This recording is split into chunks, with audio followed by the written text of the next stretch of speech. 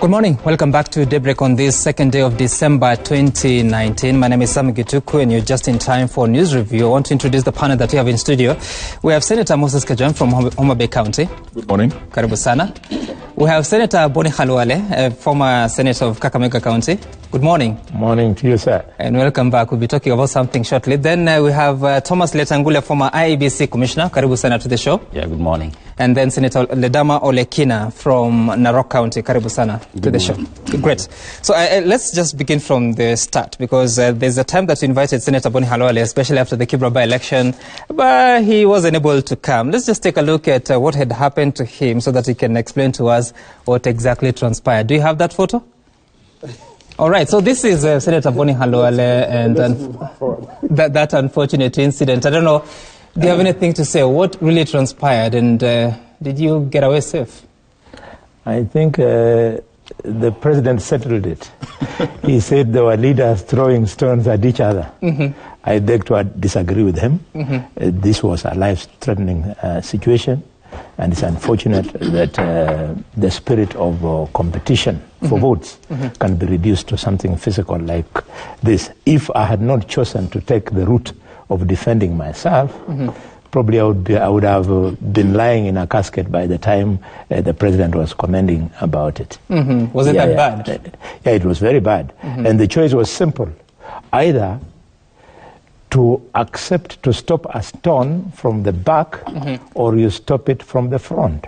So I chose to stop it from the front, because when you are stopping it from the front, at least you have a chance of seeing it coming and you can duck, which is what I did. Yes. There are some, including the former Prime Minister Raila Odinga, who accused you of being a geologist. Some of them made fun. I mean, what exactly was the situation? Because I know that in a situation of violence, you may not exactly be in a position to determine which frog is going to hit you. But what was that? Did you provoke them? If it had happened in isolation, namely to myself alone, then that question would beg that, did I provoke them? But you see, this is something that was serial. It started with Simba Arati, a member of parliament for Dakoreti North, when he came in with those goons on Boda Boda, the full view of the media and full view of the police. And then he visited the station where Didmus Barasa was, went where Injendi Malulu was, before eventually went where Osoro was, before eventually coming where I was. The only difference that in the above three, the three chose to run away. But in my case, I decided to give them a test of despite being threatened, the colors of a bullfighter.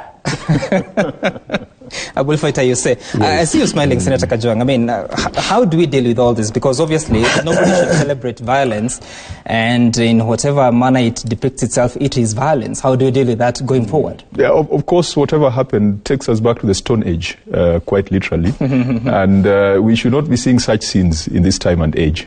We've gotten to a point where people are able to debate and have different views without resorting to physical violence. Right. But if you look at Kibra and you contextualize everything, and on that particular day I was also on the ground. I was an agent at Ayan Terminus, which was not too far from where the Stone Age activities were happening.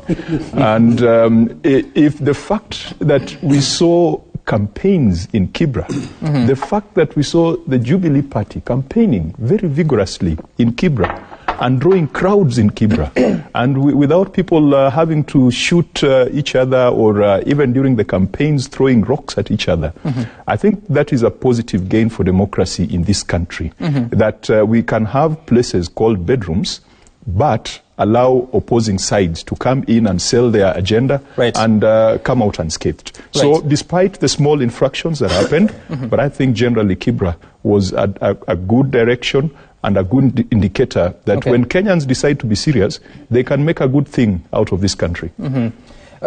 Just out of curiosity, Senator, have you reported this matter to the police or IEBC? Or you just let it lie? You know, it's interesting that my kid brother here, he's speaking to a peaceful campaign. Why are you living in denial? If you are as dignified as you are, either at the individual level or the party, then you should be condemning violence and apologizing for what took place.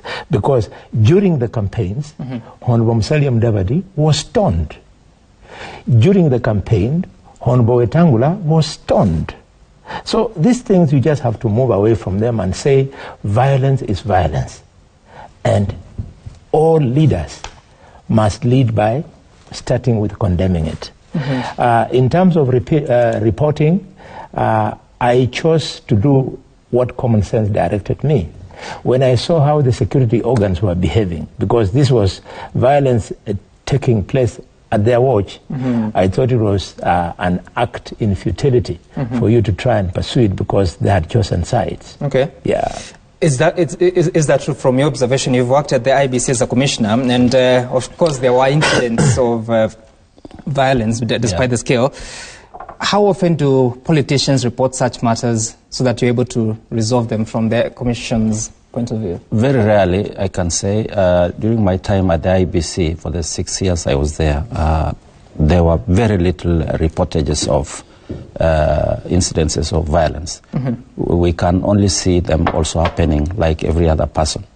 So I think the Kibra case was really an highlight because everybody was watching what was happening there. But by and large, I think, given the way that the election went, I think generally it went well. Yeah. Okay, it went well. Senator Ole Kina, you were saying that you need to move on, but I think it was on Wednesday, I was speaking to you and you were very furious about the sentiments that were made by the president in as far as the Kibra by-election is concerned.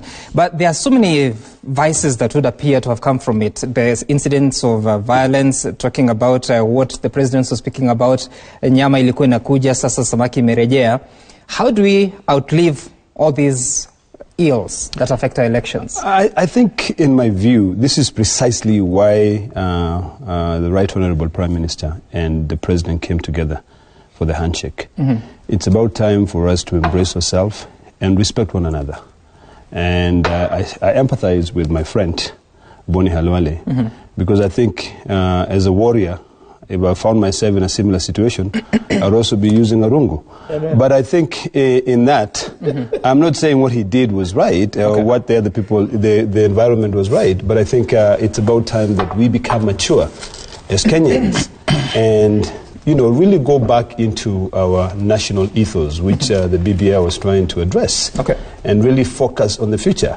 I was appalled by the president, you know, going back and really reminding us, and even right now, with you going back and really reminding Kenyans on what happened on that particular day, I think it's about time for us to move on, become mature, and figure out what are the solutions. Because whether you report the matter to IBC, whether you report the matter to the police, it forms a long process of investigation. When do we heal?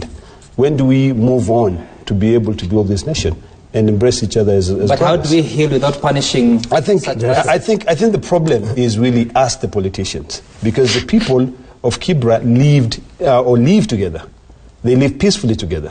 When we go there and interfere, you know, either by bringing in lots of money, which we glorify, you know, then or whether we leave them alone, these people will still live together. Right. So really, I think it's about time that we look forward. We build a nation that can be able to embrace one another. All right. And in cases of where we have violence, I think right now we should go back there, and maybe Boni Khalwale should go back to Kibra and either apologize to the people or the people apologize to him, the ones who are throwing stones at each other, and then we move forward.